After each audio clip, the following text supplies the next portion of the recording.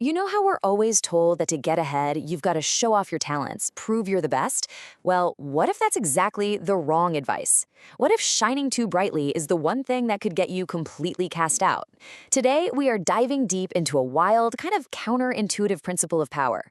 Law number one, never outshine the master. It seems like a total paradox, right? I mean, how can being brilliant, successful, and at the top of your game actually lead to your own downfall? To really get it, we have to jump back in time to a party that was, quite literally, to die for. So our story is all about this guy, Nicolas Fouquet. He was the finance minister for the young king Louis XIV of France. And Fouquet was brilliant. He was ambitious. He was pretty much indispensable. But he got the feeling he was falling out of the king's favor. So he decides to throw a party to win him back over. And this wasn't just any party. Oh no, this was a statement. Fouquet's big idea was to host an event so ridiculously magnificent that it would scream loyalty, it would scream value, and it would remind the king just how much he needed him. And oh my gosh, what a party it was. The sheer opulence is just staggering. Fouquet spared zero expense. He had a 7-course dinner with foods people in France had never even tasted before. The great playwright Molière wrote a brand new play just for the occasion. The gardens were so incredible they literally became the blueprint for Versailles. Every single detail was meant to honor the king. Fouquet thought he was showing his devotion.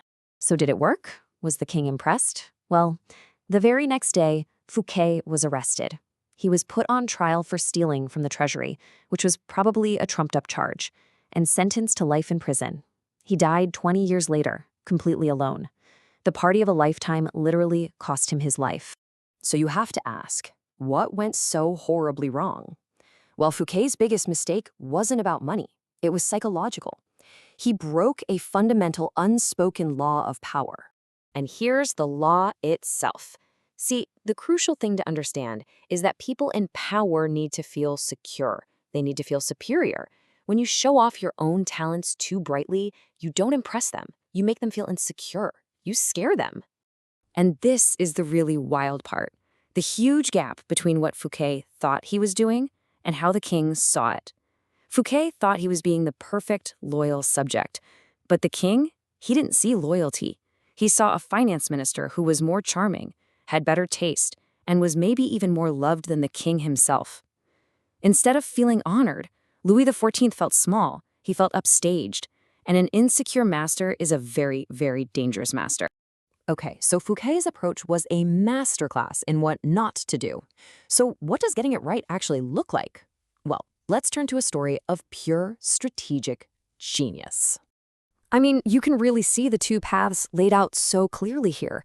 On one side, you've got Fouquet. He made himself the star, and boom, prison for life. On the other side, we have the astronomer, Galileo Galilei, who took a totally different approach. He made his master the star, and in doing so, he secured his own future. So Galileo was in a tough spot. He needed powerful people, patrons, to fund his research. But he had this incredible insight. He realized that these powerful rulers, they didn't just want new inventions or gadgets. What they really wanted, what every master wants, is glory. They want to feel important. So when Galileo discovered the moons of Jupiter, he played it like an absolute genius. He didn't just run out and announce his discovery. No, he framed it as a cosmic event that honored the Medici family, his potential patrons. He pointed out they were 4 moons, just like the 4 Medici sons. He basically said, look, the heavens themselves are reflecting the greatness of your family. It was brilliant. And the result? The Medicis didn't just thank him. They made him their official court philosopher and mathematician with a full salary for life. He never had to worry about funding again. See? He didn't outshine his master. He made his master outshine everyone else.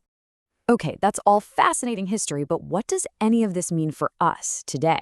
Let's dive into the modern playbook for this law.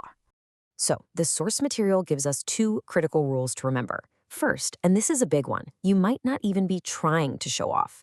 Just by being naturally charming or talented, you can be enough to make a superior feel insecure. And second, never get too comfortable.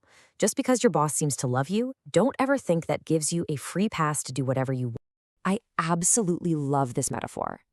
Think of your superior, your boss, your manager, whoever, as the sun. They need to be the center of the universe, radiating power and brilliance. Your job is not to be a rival sun.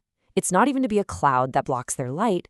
Your job is to be a mirror, reflecting their light and making them shine even brighter. And here's where we get super practical. These are actual tactics you can use. If you're smarter than your boss, play a little naive.